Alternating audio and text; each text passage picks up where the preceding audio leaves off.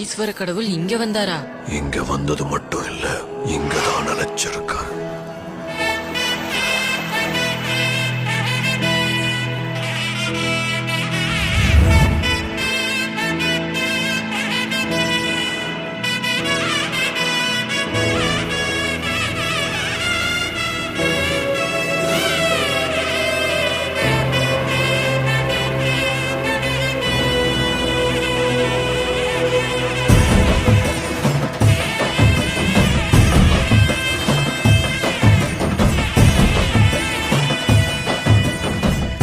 அரியேனே சிவனே உனை போற்றிட அறியாமை அறிந்த